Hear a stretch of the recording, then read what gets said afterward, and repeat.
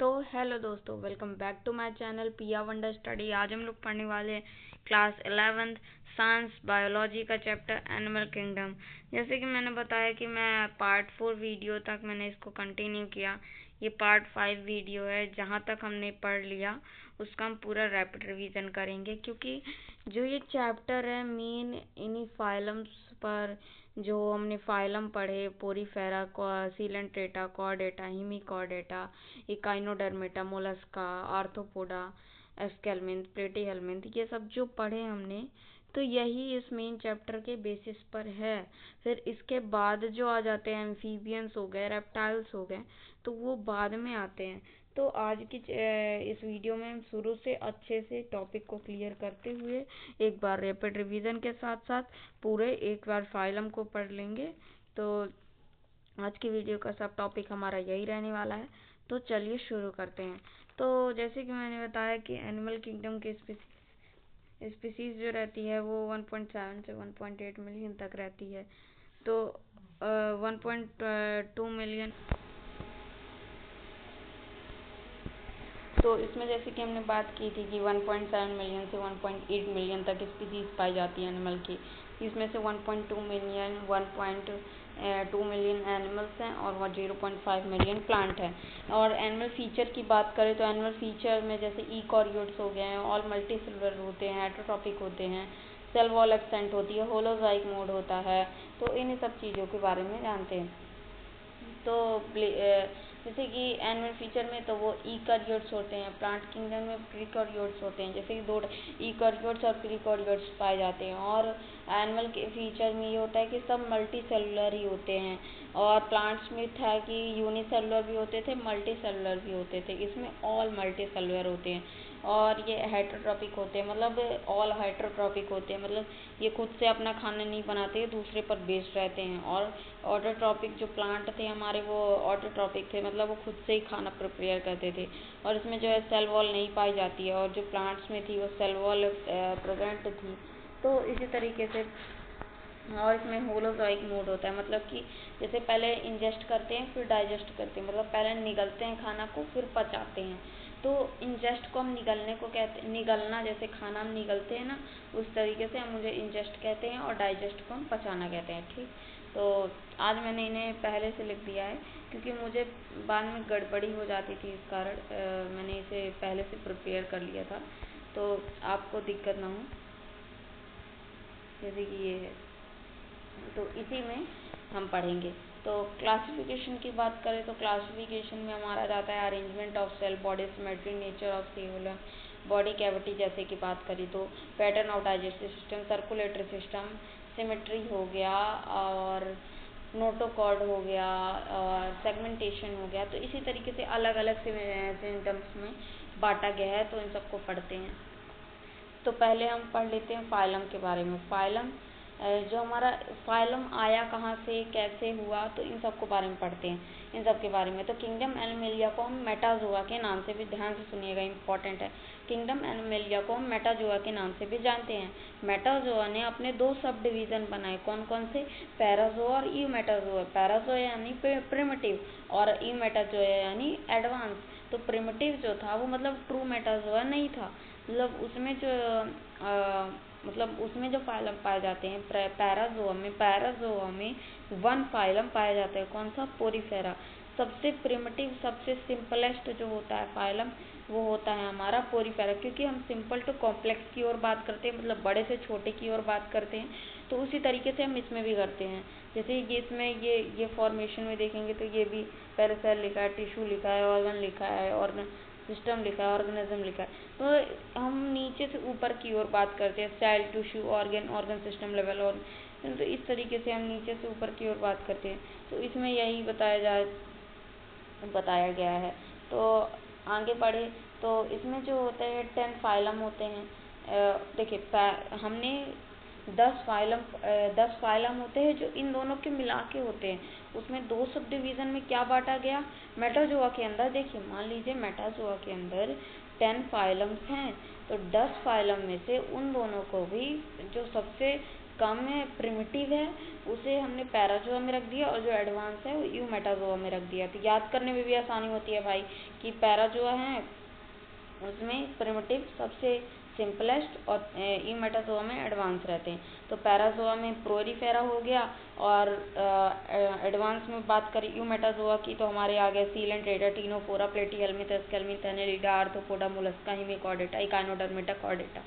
तो इन सब के बारे में हम बात करते हैं इसमें। तो और पोरीफेरा की बात करें तो पोरीफेरा सबसे प्रिमिटिव एनिमल है। इसको हम ये जैसे कि स्पंज आपने देखे होंगे, बर्तन धोने वाले हो गए, जैसे सोप लगाने वाले, तो बर्तन धोने वाले स्पंज जैसे हो गए, तो उसको आप देखे होंगे तो वो एक फ्लफी टाइप का होता है, तो उसमें वो सोप को एब्जॉर्ब कर लेता है, फिर उससे हम बर्तन वॉश करते हैं। तो उसी तरीके से वो पोरीफेरा का ही एक टाइप है, ठीक। तो और इसको हम यूज़ स्पॉन्ज में करते हैं, और इसे हम पोर बियरेट के नाम से जानते हैं। इसको जो हमारा पोरीफेरा है इसको हम पोर बियरेट के नाम से भी जानते हैं। और यूमेटाजोआ में आएंगे तो हम पहला आता है सीलेंट्रेटा। सीलेंट्रेटा को हम कैनेंड्रिया के नाम से भी जानते हैं। और फिर थर्ड आता है हमारा टीनोफोरा। फिर आता है प्लेटीहेल्मिंथ यानी प्लेट लाइक स्ट्रक्चर, जो जैसे आपने जोंक देखी होगी, लीच, इसको इंग्लिश में हम लीच बोलते हैं। जोंक वो खून को चूसती है, तो उसे हम लीच बोलते हैं, उसका इंग्लिश में नाम लीच होता है, हिंदी में हम उसे जोंक बोलते हैं। तो उसे हम प्लेटीहेल्मिंथ फाइलम में, वो उसका एग्जांपल जैसे मैं बता रहा हूँ, तो वो प्लेट लाइक स्ट्रक्चर का होता है, चौड़ा चौड़ा होता है, एक पतला सा कीड़ा होता है छोटा सा, वो चौड़ा चौड़ा प्लेट लाइक स्ट्रक्चर का होता है, उसमें प्लेटीहेल्मिंथ। एस्केल्मिंथ राउंड वॉर्म, जैसे जिसे छूने से ही आपने कभी देखा होगा, बारिश के टाइम पे निकलते हैं, जैसे छूने से वो गोल गोल घूम जाते हैं, तो उन्हें पिन वॉर्म के नाम से भी जानते हैं। उसे हिंदी में क्या कहते हैं मुझे नहीं पता, बट हाँ उन्हें पिन छूते हैं तो वो राउंड राउंड राउंड व्रिंकल्ड हो जाते हैं, घूम जाते हैं। तो उसी तरीके से वो भी होता है स्नेक जैसे, तो उसको हम पिन वॉर्म के नाम से जानते हैं। और एस्केल्मिंथ में राउंड वॉर्म्स आते हैं। एनीलिडा में अर्थ वॉर्म आते हैं, जो बारिश के समय पर अर्थ पर मिट्टी को खोदते हैं, और फिर उसमें आपने सुना होगा वर्मी कंपोस्ट जो करते हैं, अर्थ वॉर्म करते हैं, उससे मिट्टी को वो और अच्छा बना देते हैं, उसमें और मिनरल्स ला देते प्रॉपर्टीज। तो उसी तरीके से वो अर्थ वॉर्म जो बारिश के टाइम पर निकलते होंगे, आंगन में बाहर निकलते रहते हैं, तो वो अर्थवॉर्म एनेलिडा। आर्थ्रोपोडा कॉकरोच होता है, जैसे कॉकरोच आपने देखा ही होगा, उसको सेगमेंट्स में बांटा जाता है कि हाँ इस सेगमेंट से इस सेगमेंट के बीच में टेस्टिस होगा, इस सेगमेंट से इस सेगमेंट के बीच में इसका स्टमक है, तो इस तरीके से इसे बांटा जाता है। मोलस्का में शेल्ड ऑर्गेनिज्म, जैसे टर्टल हो गया, जो शेल बॉडी में अपनी एक बॉडी रहती है उसकी, और बॉडी के अंदर वो छिपा हुआ होता है, शेल टाइप का, बहुत उसका शेल जो होता है बहुत टाइट भी होता है। और आपने स्नेल भी देखा होगा, वो भी शेल रहता है, बट उसका उतना मजबूत नहीं रहता है शेल, बट वो भी शेल में ही आता है। मोलस्का यानी शेल्ड ऑर्गेनिज्म, जैसे आप नोट कर लीजिएगा कहीं पे जब मैं बताते जा रहा हूँ। एक आइनोडर्मेटा यानी स्पाइन लेयर्स, मतलब मैमल्स, जैसे जिसमें स्पाइन हो, मतलब जैसे हमारे अंदर बैक बोन्स होती हैं, उसी तरीके से मतलब एक सपोर्टिव टाइप हड्डी, एक सपोर्टिव टाइप बोन, तो उसे हम स्पाइन लेयर्स कहते हैं। जैसे हमारे अंदर भी हड्डियाँ पाई जाती हैं कई सारी सपोर्टिव, जैसे स्पाइन, मतलब कई सारी हड्डियाँ, पैर में हड्डियाँ हैं, मसल्स, ऐसा थोड़ी ना कहेंगे मसल्स है तुम्हारे अंदर हड्डियाँ नहीं पाई जा रही हैं तो तुम मतलब तुम्हारी बॉडी मूव नहीं कर पाएगी। और उसी तरीके से हमारे अंदर एक हड्डियाँ पाई जाती हैं, जैसे आपने देखा होगा घर बनता है तो घर के अंदर एक रॉड डाली जाती है, मतलब तुरंत ही ऐसे थोड़ी ना कि हम उसको हम रॉड डालते हैं सपोर्ट के लिए, उसके कारण ही वो अच्छे से स्टेबल रहता है। ऐसे ही थोड़ी ना हम सीमेंट मिक्सचर उसका जो है डाल देते हैं और फिर घर बन जाता है, ऐसा नहीं होता है। उसको हमें सपोर्ट देने के लिए रॉड होती है। तो उसी तरह हमारी बॉडी में स्पाइन लेयर्स यानी वो बोन्स होती हैं उसी तरीके से, जो कैल्शियम की बनी हुई होती हैं। तो अब आगे बढ़े तो हमारा आ जाता है इसमें जो फाइलम में 11 टाइप के, Porifera, Coelenterata, Ctenophora, Platyhelminth, Aschelminth, Annelida, Arthropoda, Mollusca, Echinodermata, Hemichordata, Chordata, इन सब के बारे में पढ़ेंगे, ठीक। तो यही बताया जा रहा है इसमें, यही आर्थ्रोपोड्स, सीलेंट्रेटा, फ्लैटवर्म्स, जो मैंने अभी आपको बता दिया। बेसिस ऑफ क्लासिफिकेशन की बात करें तो जो हमारा पहला क्लासिफिकेशन आता है वो है लेवल ऑफ ऑर्गेनाइजेशन, नहीं सॉरी, हाँ, level of organisation. Level of organisation का मतलब ये है कि लेवल बाय लेवल बॉडी का जो शेप है, साइज है, वो बढ़ता रहता है। आपने देखा होगा एक सेल वाला एनिमल, तो आपको नाम याद आता होगा अमीबा, जो यूनिसेलुलर है। तो हम इसमें एनिमल की बात नहीं कर रहे हैं, हम इसमें बात कर रहे हैं सेलुलर लेवल की। तो सेलुलर लेवल में एक सेल, मतलब एक सेल से पूरी बॉडी बना लेता है। अमीबा में एक अमीबा ही ऐसा है जो यूनिसेलुलर होता है, वो एक सेल से अपनी पूरी बॉडी बना के रखता है, ठीक। और टिश्यू लेवल की बात करें तो टिश्यू लेवल में भी कोई होगा।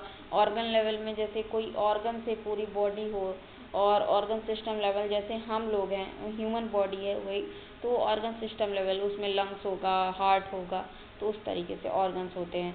सेलुलर लेवल जो है लूज में एक बॉडी, मतलब बहुत ही लूज सेल्स से बनी हुई होती है, ठीक। जैसे अमीबा होगा तो वो लूज सेल से बना होता है, और इसे डिवीज़न ऑफ लेबर कहा जाता है।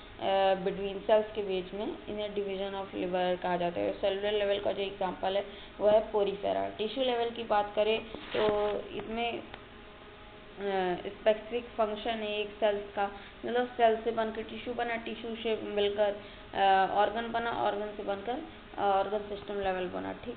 उसी तरीके से बॉडी बन जाती है। तो जैसे हमने सेल्स लिए, फिर सेल्स को जोड़ दिया तो टिश्यू बन गया, टिश्यू से ऑर्गन बन गया, फिर इसी तरीके करके धीरे धीरे धीरे धीरे एक नई बॉडी बन गई। तो इसी तरीके से इसमें रहता है। हम आगे चलें तो आगे यही टिश्यू लेवल की बात करेंगे। फिर हमारा आ जाएगा ऑर्गन लेवल। तो ऑर्गन लेवल एक स्पेसिफिक फंक्शन है एज फाइलम, तो इसको हम प्लेटी हेलमिन्ट्स में प्लेटफॉर्म्स में होता है ऑर्गन लेवल। हाँ हाँ, ध्यान नहीं है तो ऑर्गन लेवल जो होता है वो प्लेटी हेलमिन्ट्स में पाया जाता है, मतलब वॉर्म्स में वो एक ऑर्गन बॉडी से ही पूरा मतलब पूरी बॉडी बना के रखते हैं, ठीक। ऑर्गन सिस्टम लेवल से जो बचे और इनके अलावा पोरीफेरा सिलेंट्रेटा के अलावा जो बचे, तो उन्हीं तरीके से जैसे हो गया हमारा प्लेटी हेलमिन्थ के बाद एस्केलमिन्थ हो गया, एनिलिडा हो गया, आर्थ्रोपोडा हो गया, मोलस्का हो गया, काइनोडर्मिटा, और जो बचे तो ये सब हमारे ऑर्गन सिस्टम लेवल में आ जाएंगे। क्योंकि हमारी जो आगे होती है कॉर्डेटा, तो उसमें ही हमारी ह्यूमन बॉडी आती है, ठीक। बॉडी प्लान की बात करें तो अब आगे आ गया इसमें सर्कुलेटरी सिस्टम है। तो चलिए हम सर्कुलेटरी सिस्टम की ही बात करें। सर्कुलेशन सर्कुलेटरी सिस्टम दो टाइप के होते हैं, ओपन सर्कुलेशन, क्लोज सर्कुलेशन। जैसे इसमें बताया जा रहा है, ओपन सर्कुलेशन जो होता है वो ग्रास ओपर्स में होता है। क्लोज सर्कुलेशन जैसे ह्यूमन बॉडीज में, मतलब उसमें हो गया, हार्ट में हो गया, ठीक। ओपन सर्कुलेशन यानी कि सर्कुलेशन के दो टाइप होते हैं, ओपन और क्लोज। ओपन सर्कुलेशन में जैसे कि हम जो ब्लड होता है वो फ्लो होता है ना, मतलब जो ब्लड होता है वो ओपनली फ्लो होता है, मतलब कहीं भी बहता रहता है, आर्टरीज वेन्स में नहीं बहता है, ठीक। तो उसे हम साइनसेस के नाम से भी जानते हैं। और जो ब्लड होता है कहीं भी फ्लो होते रहता है। जैसे कि मैं बताता हूँ, एक जैसे हमने बॉडी बनाई, यहाँ पे ये अब वेन्स हो गई बहुत सारी,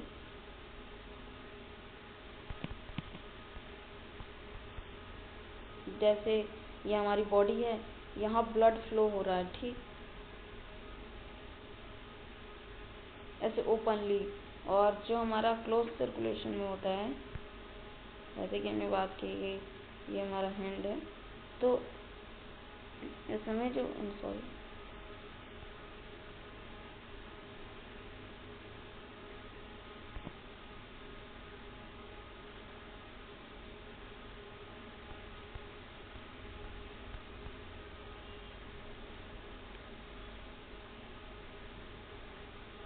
हाँ, ब्लड जो फ्लो होगा आर्टरीज और वेन्स में ही होगा, ठीक।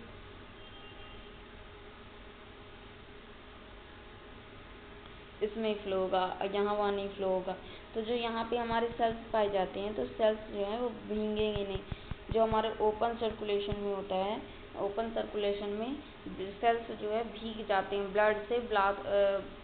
जो बाथ सेल्स, मतलब जो सेल्स होते हैं वो भीग जाते हैं ब्लड से, क्योंकि ब्लड जो है ओपनली बह रहा है यहाँ वहाँ, तो ऑब्वियसली सी बात है भाई ब्लड से वेसल्स भीग जाएंगे। और इसके जो एग्जांपल हो गया ऑर्थ्रोपॉड्स, नॉन कैथोलोपॉड्स, मोलस्क, यूरोकॉर्डेट्स, ये सब इसके एग्जांपल हैं। क्रॉस सर्कुलेशन में जैसे कि हमारा आ गया ब्लड जो है वो ओपनली फ्लो नहीं होता है, वो आर्टरीज और वेन्स में होता है। और हाँ, जो हमारे ओपन सर्कुलेशन में होता है उसमें कैपिलरीज है जो नहीं पाई जाती हैं, और क्रॉस सर्कुलेशन में कैपिलरीज पाई जाती हैं। मतलब आपको डिफरेंस बिटवीन भी आ गया पढ़ने लिखने के लिए पेपर में, तो आप लिख सकते हैं कि कैपिलरीज इसमें पाई जाती है, इसमें नहीं पाई जाती हैं। इसमें जो ब्लड है वो ओपनली बहता है, इसमें नहीं बहता है। ये आर्टरी वेन्स में बहता है, और इसमें नो बाथ सेल्स नहीं पाए जाते हैं, इसमें जो कैपिलरीज पाई जाती है। तो इसी तरीके से आप बता सकते हैं, एग्जाम्पल लिख देंगे। तो एग्जाम्पल में हमारा जो आ जाएगा क्लोज सर्कुलेशन में एनालिड्स, कॉर्डेट्स एंड कैथोलोपॉड्स और मोलस्क, इसी के बारे में। और आगे बढ़े तो हमारा रहता है बॉडी सिमेट्री। तो इसमें बॉडी सिमेट्री यानी सिमेट्री मतलब कि जैसे हमने अगले साल पढ़ा होगा 10th क्लास में कि जैसे बाइनरी फिजन, मल्टीपल फिजन। तो बाइनरी फिजन में कैसा होता था कि हम कहीं से भी बॉडी को 2 टुकड़ों में काट दे, बस उसमें ये भाग रहता था कि लॉन्गिट्यूडल, ट्रांसवर्सल। लॉन्गिट्यूडल सीधा सीधा काट दें, कोई भी बॉडी ली, जैसे ठीक जैसे मैंने ये सर्कल लिया, या उसको यहाँ से काट दिया, यहाँ से काट दिया, यहाँ से काट दिया, यहाँ से काट, कहीं से भी काट दिया, बट उसको ये मतलब था कि बॉडी जो है वो कहीं से कटनी चाहिए। लॉन्गिट्यूडल तो ये हो गया, और जैसे कि लॉन्गिट्यूडनल हो गया तो हमारा ये हो गया, ट्रांसवर्सल हो गया तो ये हो गया, और फिर इरेगुलर हो गया तो कहीं से भी कट जाएगा। फिर उसमें ये नहीं रहता था। और जब आप हमारे ऐसे से वो अगर जो हम बॉडी सिमेट्री की बात करें तो हमारी जो मन सिमेट्री की बात करें तो ऐसे सिमेट्रिक की, तो उसमें हमें जो हम इस सिमेट्री में बात कर रहे हैं तो इसमें जो बॉडी है वो 2 इक्वल पार्ट्स में बटनी चाहिए। तो यहाँ भी एकदम इक्वल हो और वहाँ भी एकदम इक्वल ही हो, ठीक। तो इसी तरीके से। और अब पहला जिसमें पार्ट होता है इसको भी 3 पार्ट में, asymmetric, bilateral symmetric, radial symmetric. तो एसिमेट्रिक में क्या होता है, एसिमेट्रिक यानी अमीबा जैसे हमने ले लिया, जैसे हमने एक अमीबा लिया,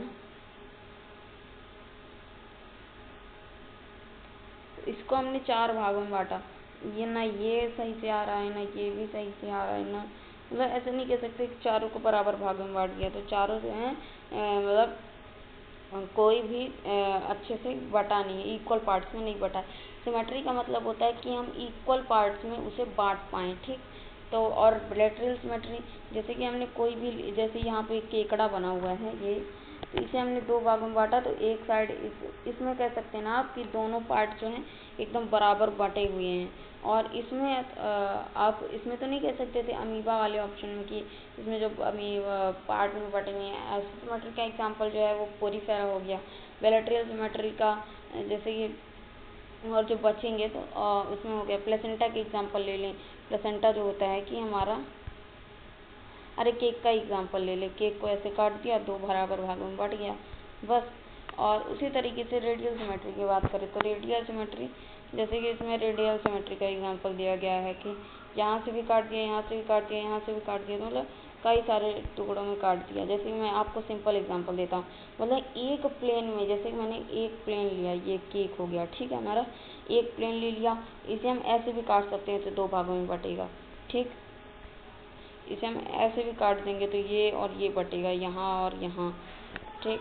और इसे हम ऐसे भी काट दे तो 2 भागों में बटेगा, इसे हम ऐसे भी काट दे तो 2 भागों में बटेगा। तो इसे हम कैसे भी काट सकते हैं। तो मतलब किसी भी वन प्लेन में animal can be divided into 2 equal parts at than one plane and 2 plane. मतलब कोई भी ऐसा प्लेन, मतलब जैसे कि कोई भी एक प्लेन हमने लिया, उसे हम एक लाइन, मतलब animal can be divided into 2 half parts more than one plane. मतलब कि एक प्लेन से हम ज़्यादा से काट सकें, ठीक। जैसे मैंने इसमें दिया था ना कि हम एक बार उसमें कई सारे ऑप्शन थे ना, हम ट्रांसवर्सल भी लॉन्गिट्यूडनल भी काटते तब भी वो बराबर ही बढ़ता, ठीक। तो इसमें यही होता है रेडियल सिमेट्री में कि हम एक प्लेन से ज़्यादा प्लेन में काट सकते हैं, ठीक। इसकी एग्जांपल की बात करें तो सीलेंट्रेटस टिनोफोरा और इम्पोर्टेंट जो है इकाइनोडर्मेटा, यही मेन है, इसे भी याद कर लीजिएगा आप लोग, ठीक। तो और आगे बढ़े तो हमारा आ जाता है body symmetry. Body symmetry sorry यही तो है, हाँ, बॉडी स्ट्रक्चर। बॉडी स्ट्रक्चर को हम जर्म लेयर के नाम से भी जानते हैं। जर्म लेयर के दो टाइप होते हैं, डिप्लोप्लास्टिक, ट्रिप्लोप्लास्टिक। डिप्लोप्लास्टिक यानी जिसमें दो लेयर होती हैं, ट्रिप्लोप्लास्टिक यानी जिसमें तीन लेयर्स पाई जाती हैं। डिप्लोप्लास्टिक में जैसे कि दो लेयर्स कौन सी पाई, एक्टोडर्म जो आउटर होती है, इनर में एंडोडर्म होती है, ठीक, डिप्लोप्लास्टिक में। और ट्रिप्लोप्लास्टिक में तीन लेयर पाई जाती हैं, कौन कौन सी, जो बाहर रहती है उसे हम एक्टोडर्म कहते हैं, जो अंदर रहती है एंडोडर्म, बीच में रहती है मीजोडर्म। और जो हमारा डिप्लोप्लास्टिक है इसमें एक अनडिफरेंट लेयर पाई जाती है, मतलब उसे लेयर नहीं कहेंगे, हम बॉडी कैविटी कहेंगे, ठीक। तो अनडिफरेंट लेयर पाई जाती है, उसका नाम होता है मेसोग्लिया। मतलब एक बॉडी कैविटी है, नॉट अ लेयर, ये एक बॉडी कैविटी है, ठीक। तो इसमें यही रहता है। और बॉडी कैविटी में जो हम डिप्लोप्लास्टिक की बात करते हैं एग्जाम्पल में पोरीफेरस, सीलेंट्रेटा, टिनोफोरा और सब जो बचे वो हमारे ट्रिप्लोप्लास्टिक में आ जाते हैं, ठीक। और आगे चलेंगे,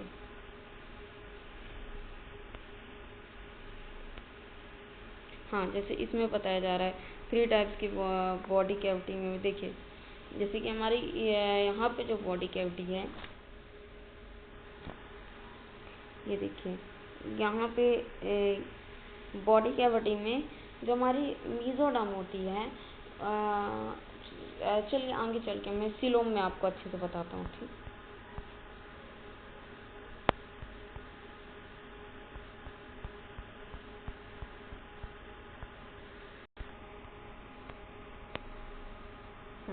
अब सिलोम की बात करें तो सिलोम जो होता है उसमें भी 3 टाइप होते हैं, आसिलोमेट, सिलोमेट, स्यूडोसिलोमेट।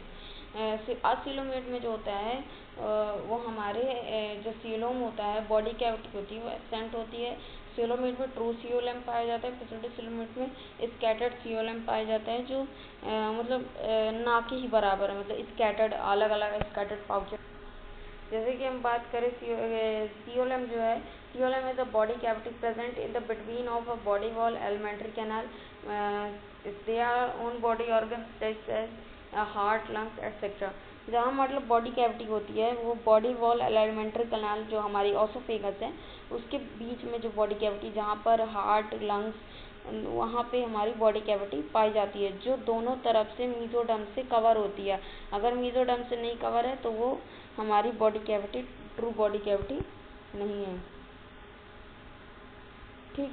ये हमारी है ऐसे ये हमारी मान लीजिए आसिलोमेट का एग्जांपल है। आसिलोमेट में देखिए ये जो आसिलोमेट है इसमें ये जो हमारी एक्टोडर्म हो गई बाहर वाली, ये एंडोडर्म हो गई, ये मीजोडर्म हो गई, ठीक। और यहाँ पे सेल्स पाए जा रहे हैं, यहाँ पे मतलब बॉडी कैविटी नहीं दिख रही है, आपको कहीं दिख रही है बॉडी कैविटी जो है यहाँ पे एब्सेंट है, यहाँ पे नहीं है, ठीक।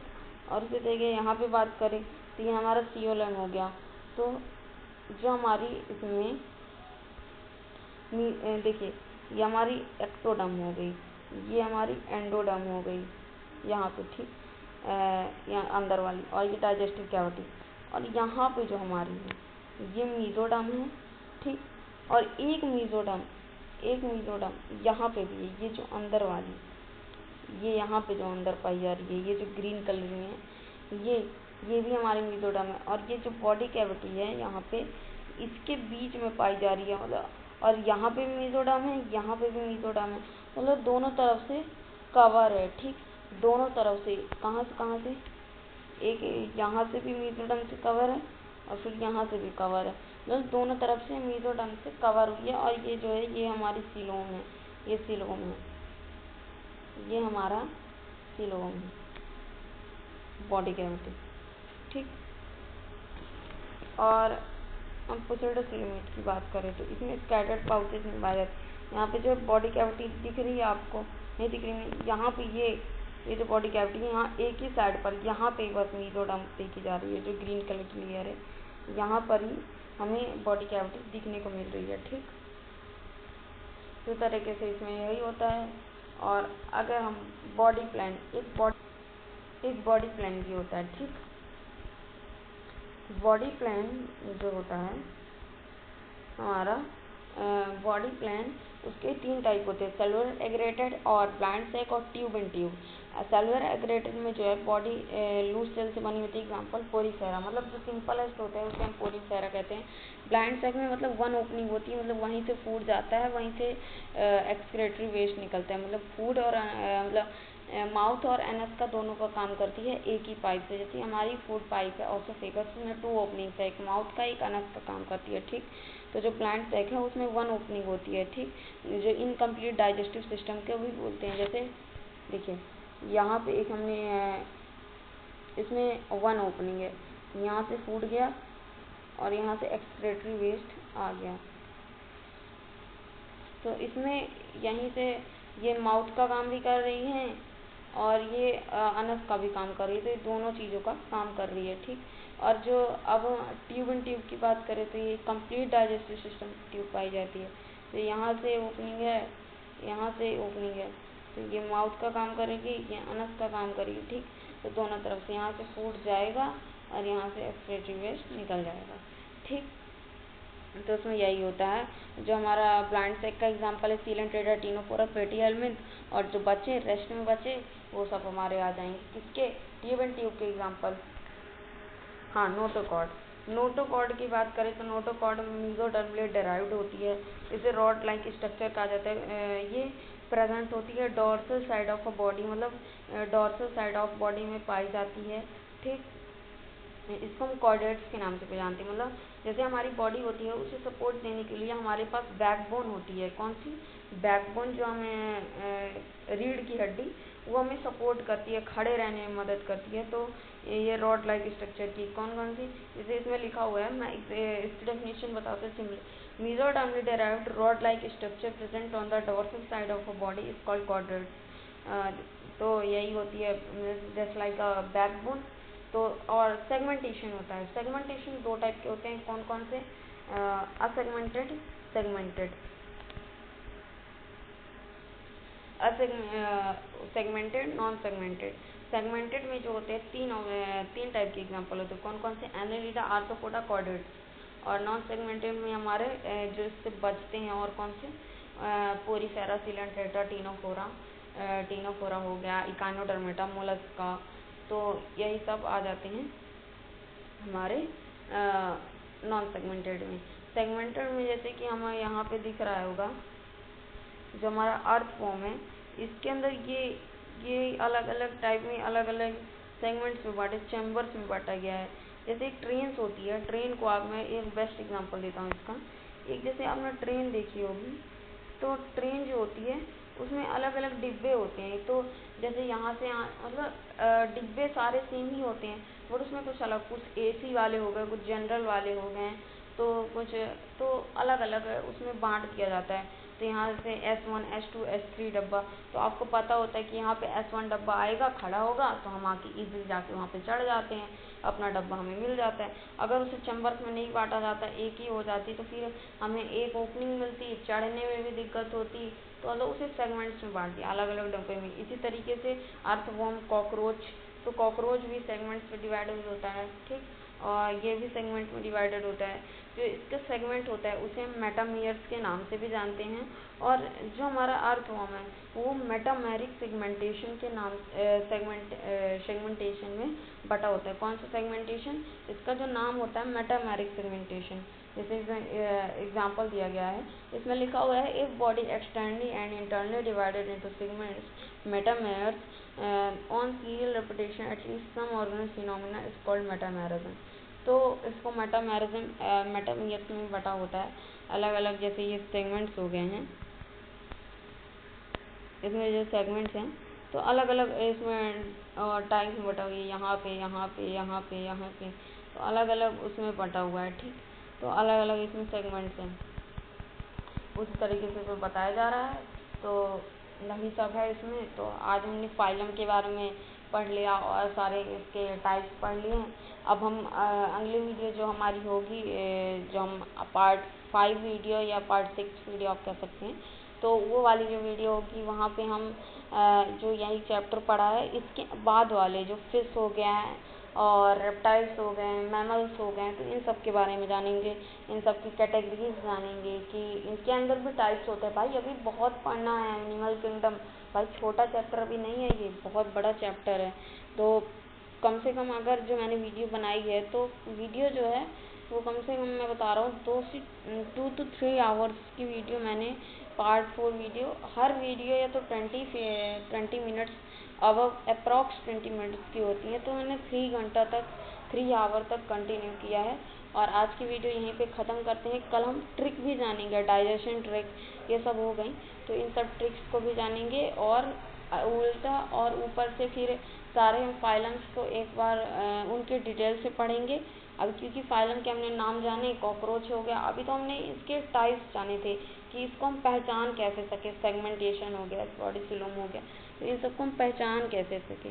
और अब हम इन सभी चीज़ों, यही फिश हो गई, फ्लाइंग फिश हो गई, रेप्टाइल्स हो गए, छिपकली, क्रोकोडाइल, तो इन सब के बारे में जानेंगे, कॉकरोच के बारे में भी अच्छे से जानेंगे, तो इन सब एनिमल्स के बारे में जानेंगे, ऑर्गेनिज्म के बारे में जानेंगे।